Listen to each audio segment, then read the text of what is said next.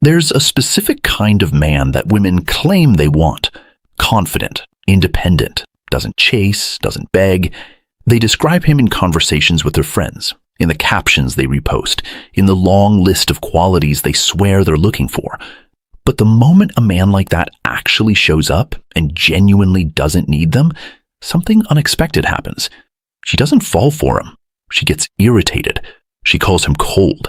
She says he has no emotional depth, that something feels off, that she can't get a real read on him. And she keeps coming back not to be with him, but because she can't figure out why he doesn't react the way every other man does. What you're going to understand by the end of this isn't just about attraction. It's about a dynamic that's been running in the background of almost every interaction between men and women. And once you see it, you can't unsee it. Here's where this starts. Think about the average single man today. He meets a woman he finds attractive, and almost immediately, without thinking, without being asked, without any signal that is wanted, he starts volunteering attention. He texts first, he makes himself available, he compliments freely, he plans things around her schedule, he adjusts his energy to match her mood. None of this is conscious. It's almost like a reflex. And the thing is, almost every man around him is doing the exact same thing. This isn't a criticism. It's what happens when you've absorbed the idea that desire looks like showing up loudly and consistently. You pursue, validate, and make yourself endlessly available. Because somewhere along the way, that's what interest was supposed to look like. But there's a cost built into that behavior that nobody ever explains to you up front. The cost is this. When every man does the same thing, it stops meaning. Her phone is full of men who texted first. Her week is full of men who rearranged their plans. Her social media is full of men who complimented her without being asked. The attention becomes ambient. It's not appreciated anymore. It's expected.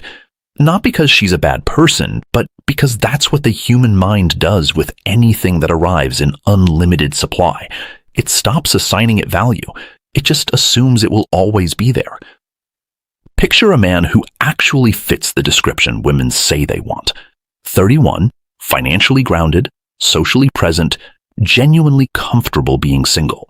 Not performing it, actually comfortable. That's William. He's been single for about a year. Not because nobody was interested, but because nothing compelling enough came along to change that. When he meets a woman, he's genuinely interested, but interested the way a person is interested in something good, not desperate the way a person acts when they're afraid of losing it. He doesn't text first every single time. He doesn't cancel his plans when she happens to be free. He doesn't flood her with compliments she hasn't earned yet, not because he's following a strategy, because he doesn't feel the pull to. He's comfortable where he is. And the first few times this plays out, women around him can't quite place what's different. They'll call him mysterious at first, which sounds like a compliment. But give it a few weeks and that description shifts. Now he's distant. He doesn't show enough interest. He seems like he doesn't really care. Here's what's happening underneath that, and this is the part most people never trace back to its actual source. A woman who has spent years receiving consistent, unsolicited attention from men doesn't consciously think, I expect this from every man. She just starts operating inside a world where it's the norm, the default, the thing that happens naturally when a man is genuinely interested. So when a man who is genuinely interested doesn't do it, the gap between expectation and experience doesn't feel like a surprise. It feels like something is wrong. Think about it from a simple, everyday angle. You grow up in a house where the heat comes on automatically every winter. You never have to ask, never have to adjust anything. It just happens. Now imagine one winter it doesn't. You don't think, oh, the heat decided to try a different approach. You think something broke, something is missing. The absence of something you stop noticing you even had feels like a malfunction. That's exactly the psychological space a man who needs nothing creates, just by existing the way he already exists. And the response to that feeling isn't at first attraction, it's friction. A mild but persistent irritation that she probably can't explain clearly even to herself. She might say he's arrogant, that he acts like he's better than everyone, that he's clearly not ready for something real. All of those narratives fill the gap left by the things she can't say out loud, which is that she expected something and didn't get it. And that expectation runs so deep, she didn't even know it was there until it wasn't met. The friction doesn't push her away in the clean, final way that disinterest usually does. It pulls her in. Not romantically, not immediately, but cognitively. He becomes a problem she wants to solve. She starts paying more attention, looking for confirmation of the story she's already built about him. He texted back quickly today, so maybe he does care. He made a joke, so maybe he's warming up. He made eye contact a beat too long, and now she's replaying it at 11 RPM. None of this has anything to do with who he actually is. It has everything to do with the fact that he hasn't given her the signal she was waiting for, and that absence is louder than any signal he could have sent. Now put Kayla in the same orbit. She knows William through a mutual friend, crosses paths with him at a few group events. She's used to men making it obvious, the one who texts before she's even left the parking lot. The one who likes every story she posts within 6 minutes. The one who rearranges his Saturday because she mentions she might be free. That's just how her world works. Then there's William, who texts back hours later, not because he's performing unavailability, but because he actually had something else going on. Who doesn't like her stories compulsively because he doesn't spend much time on his phone. Who doesn't rearrange his Saturday because he already had plans and doesn't feel a compelling reason to drop them. And Kayla starts talking about him to her friends. Not the way women talk about men they're clearly into, the way they talk about something that doesn't add up. He seems interested, but then acts like he isn't. I can't get a read on him. He's either really confident or really checked out. She's not entirely wrong. He is checked out. From the performance. He's just not checked out from her. This is the line most people miss entirely. There's a real difference between a man who is emotionally unavailable and a man who simply doesn't perform availability. One of them is genuinely disconnected, can't build real intimacy, uses distance as a wall, doesn't let anyone in. The other one is fully present. He just doesn't announce it constantly. He doesn't validate on command. He doesn't chase, not because he's damaged, but because he doesn't need to. And from the outside, from inside a world where all men announce and validate and chase, these two things look identical. They feel identical, but they produce completely different outcomes over time. The man who is genuinely unavailable eventually confirms it. The distance never closes. There's nothing behind the wall. The man who simply doesn't perform availability does the opposite. Over time, his realness becomes impossible to ignore. But getting there requires something from her. That endless free attention never asked her to develop. The patience to pursue something that doesn't come easily. When that skill was never needed, it was never built. So when real groundedness shows up, the default response isn't, "Let me try harder." It's, "Something must be wrong with him." She walks away from the man who is grounded and self-sufficient because he didn't perform the behaviors she associated with desire. She stays with the one who over-explains himself and makes her the center of his world because at least that is familiar. And a year later, she's telling her friends she can never find a man with his own life. The irony is structural. She filtered out exactly what she claimed to want, because what she claimed to want and what she'd been conditioned to respond to were never the same thing. So why irritation and not attraction, at least at first? Because what she's feeling when a man doesn't chase isn't the warm pull of being drawn towards someone. It's the mild, persistent wrongness of reaching for something that moves. And the mind resolves that by assigning a familiar story. He must not be interested. Must be arrogant, must be running a game. The explanation that almost never gets considered is the simplest one, that he genuinely doesn't need her approval, that he likes her but doesn't require her. And when you've never encountered that as a lived reality, the easiest move is to label it coldness, to decide there's something missing in him rather than something missing in the map. And here's where something unexpected starts happening. Once the irritation settles, if she stays in orbit long enough, the cognitive load of trying to figure him out starts building genuine curiosity, real interest. Not the interest that comes from, this person gives me everything I want, but the more durable kind that comes from, I don't fully understand this person yet. That's the kind of interest that can actually turn into something worth having. The man who pulls this off, not because he read it somewhere, but because it's genuinely who he is, doesn't maintain it by suppressing himself or performing a role.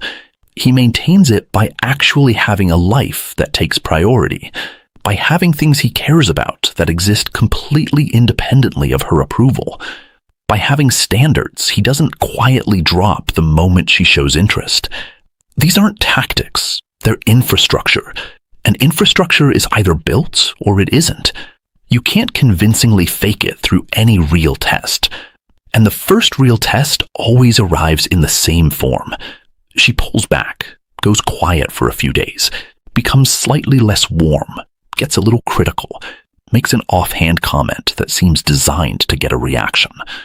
And almost every man at this exact moment feels the pull to close the gap, to reach out, to check in, to ask if everything is okay. Not because anything is actually wrong, because the silence is uncomfortable and the discomfort is hard to sit with. That pull is real. Most men feel it. The difference is what they do with it. Here's what genuinely bothers me about how this was framed for you. Nobody told you that closing that gap was exactly the wrong move. You were taught by movies, by well-meaning advice, by your own early experiences that the man who doesn't chase is the man who doesn't care. So you chased. You filled the silence. You made yourself available and couldn't understand why the result was less of everything you were working to earn. That script was never written in your interest. It was written to keep a dynamic running where men keep volunteering and women keep receiving. A system with no real memory of what you gave, and that will still expect more tomorrow. That is not a character flaw in women. That is just what happens when supply has no limit. Appreciation requires scarcity. Not artificial scarcity, not games, not performing distance you don't actually feel, but the real kind that comes from a man who genuinely has things going on, who genuinely doesn't have unlimited attention to distribute, who genuinely finds her interesting, but doesn't find her necessary. That's the thing that creates actual value in an interaction, and it can't be manufactured. It has to be true. If you've been watching this channel for any length of time, you already know where I land on this, because it's the same thing we come back to from different angles with different evidence. The man who chooses his own life first, who builds something real without waiting for someone to give him a reason, that man isn't closing doors. He's the only one in the room making a genuine choice.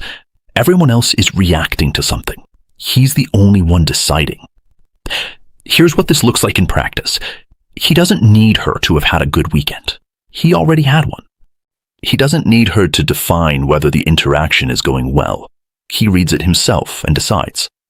None of this is coldness. It's the basic structure of a man whose identity isn't built on external approval. And the woman standing across from that man genuinely doesn't know what to do with it. So what does she actually do? Once the irritation settles and real curiosity takes over, she starts adjusting, initiating more, showing up more thoughtfully, putting in effort she didn't put in before. For the first time, the interaction doesn't sustain itself on his investment alone. She has to contribute something real, and that, surprisingly, is more engaging than anything she's used to. This is also the moment that separates two kinds of women. The ones with genuine depth lean into the dynamic. They find the groundedness less electric, more substantial. The ones without it escalate friction and eventually leave. Both outcomes are fine. The man who needs nothing has no stake in which one she picks. His trajectory is already in motion. She's either joining it or she isn't. And that absence of desperation is what makes him fundamentally different from every other man she's encountered. Now, here's where most men take this idea and accidentally turn it into a performance. They hear "don't chase," and they stop texting first. not because they don't feel the urge, but because they're suppressing it. They hear, "have your own life," and they start manufacturing busyness, turning down plans they'd actually enjoy, pretending to be unavailable when they're not. They hear, "don't need her," and they start acting cold, not because they feel nothing, but because they think emotional distance is what this is supposed to look like from the outside. That version doesn't work, not because the underlying idea is wrong, but because a strategy has a texture that people feel. There's a real difference between a man who isn't thinking about you because he's genuinely absorbed in his own life and a man who isn't thinking about you because he's working hard not to. One of them is free. The other is still organized entirely around her, just in the opposite direction. The gravitational pull is the same, only the polarity flipped, and she will feel that. She may not be able to name it, but she will feel it. The version that actually holds up isn't built on suppression. It's built on construction, on filling your life with things that genuinely matter to you, on building skills, relationships, and goals that exist completely independently of any woman's opinion of them. You can't get there through willpower alone. It's the product of time and choices. That is the man who needs nothing. By definition, he is unresolved, not because he's withholding, but because his actual life is the main event. She's a potential addition to something already in motion, not the motion itself. And that simple reordering, his life first, everything else in relation to it, changes every single thing about how he moves through the world and what he naturally creates in the people around him. And here's the final piece, the one that ties all of this back to where we started. The reason women can't stand a single man who needs nothing isn't really about him. It's about what he represents. He is a living demonstration that all the free validation, all the chasing, all the adjusting, it wasn't a reflection of her value. It was a reflection of supply, of a system where men competed so intensely for attention that the baseline price dropped to zero. He didn't set out to expose anything. He just refused to participate. And that refusal, that quiet, ordinary refusal to perform desire on command, is somehow the most disruptive thing a man can do in a world that built its entire social architecture on the assumption that he would. She calls him cold, says he has no emotional depth, tells her friends something is off about him. And somewhere underneath all of that is a feeling she's not naming, that the mirror he's holding up isn't showing her what she expected to see. The man who needs nothing doesn't criticize the dynamic, doesn't explain it, doesn't argue for his position. He simply lives inside a different one. And that, in the end, is the most effective thing he could possibly do for himself. And, if she's willing, to show up differently for her, too. So, here's where this lands for you. If you recognize yourself in the man who runs on autopilot, who volunteers attention before it's asked for, who fills silence before he knows what it means, this isn't an indictment. It's just information. You don't have to manufacture distance or stop being warm. You just have to stop making those things unconditional. Reserve the real version of yourself for interactions that actually earn it. Not because you're withholding, but because that's what real value looks like. Build the life first, not as a backdrop to attracting someone, as the actual thing you're here to do. The man who does that doesn't have to pretend to need nothing. He genuinely doesn't, because he already has something. And that something, that real, tangible, lived-in something, is the only thing that makes any interaction worth having. The only thing that turns a dynamic built on performance into one built on reality. The only foundation that holds up when the novelty fades and the real person on the other side finally has to show up as themselves. If this story changed the way you view the dynamics of attraction and the value of your own time, please subscribe to the channel and like this video. We are uncovering the psychological truths that have been hidden in plain sight. Build your own foundation. The next chapter of insight will be opening.